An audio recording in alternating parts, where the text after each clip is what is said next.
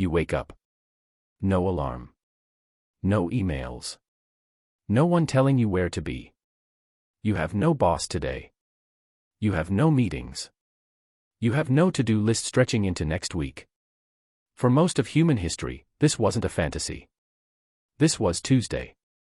And yet if you were dropped into that life right now, you would not last a single day. Not because it was too hard. Because it was too different.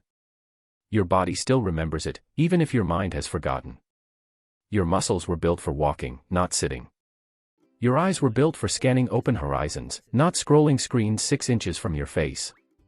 Your stomach was built for feast and scarcity, not 3 scheduled meals and a snack drawer. So what would actually happen if you tried to live one day as a hunter-gatherer? Let's find out.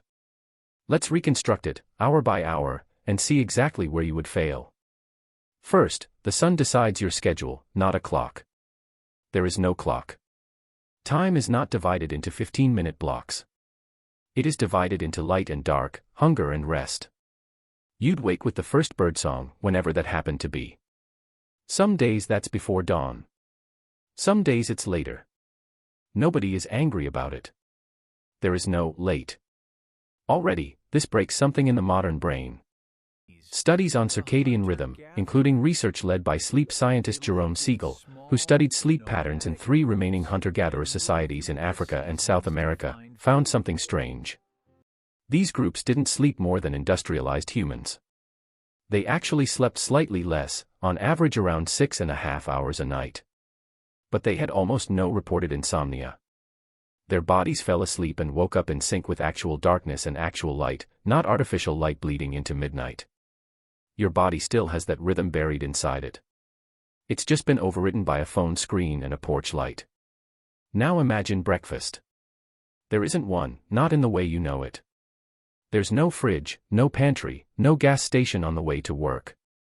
Food is wherever it grew or wherever it's still walking around. This is the point where most people assume the hardship kicks in. Constant hunger. Constant desperation. A brutal daily hunt for survival. Here's the twist, and it's one of the most quietly radical findings in modern anthropology. In 1963, and later published in more detail in 1968, anthropologist Richard Borchelli spent time living among and studying the Jew/Hoansi, a hunter-gatherer people of the Kalahari Desert in southern Africa. He tracked exactly how many hours adults spent finding food. Not preparing it. Not talking about it. Actually finding it. The number came out to roughly 15 hours a week. 15 hours. Not 50. Not 80. 15. The rest of the time was rest, storytelling, childcare, tool repair, and long stretches of doing what most modern people would call nothing at all. Anthropologist Marshall Sahlins took Lee's data and ran with it, coining a phrase that flipped the entire narrative of human history on its head. He called hunter-gatherer societies the original affluent society. Not affluent because they had more stuff. Affluent because they wanted less, and what they wanted, the environment usually provided within a few hours of effort. Decades later, anthropologist James Suzman spent years living with and studying the modern-day descendants of these same Kalahari communities.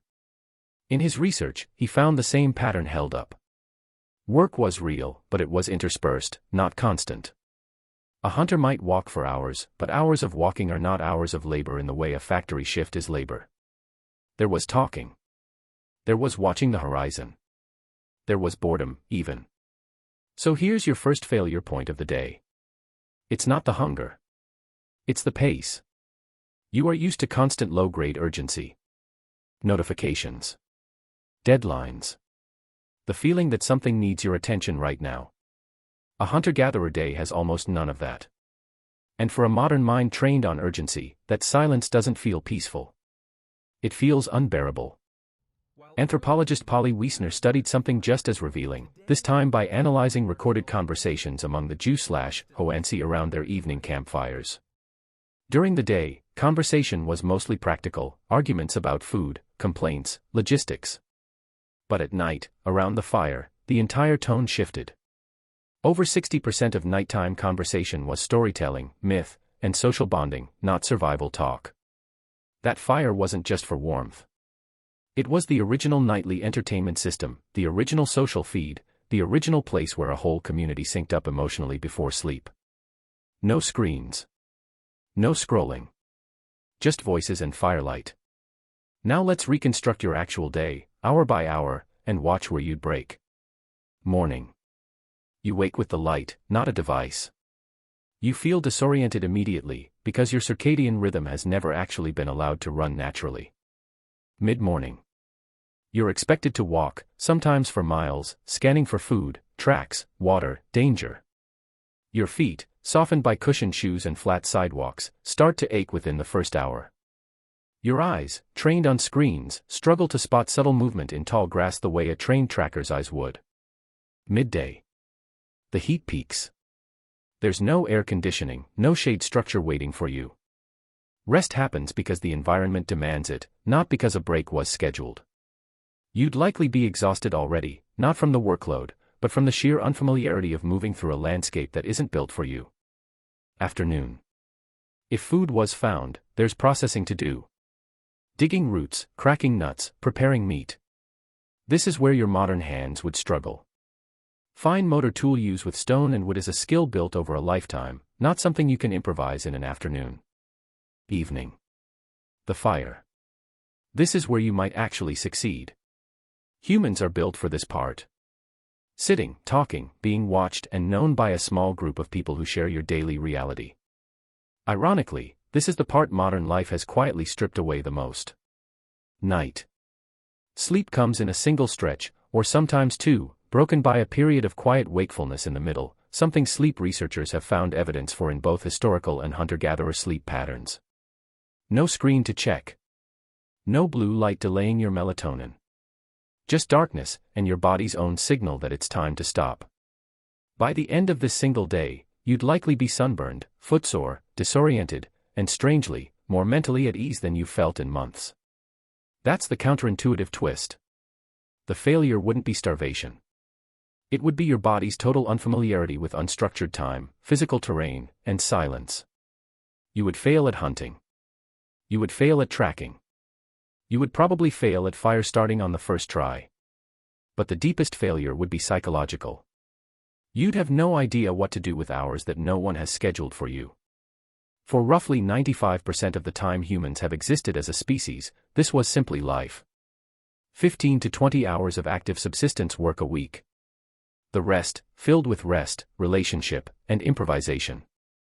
Then agriculture arrived, roughly 12,000 years ago, and something strange happened. Work hours went up. Diets narrowed. Skeletal evidence from early farming populations shows increased signs of malnutrition and physical strain compared to the hunter-gatherers before them. We call it progress. In some very real, measurable ways, it was a trade.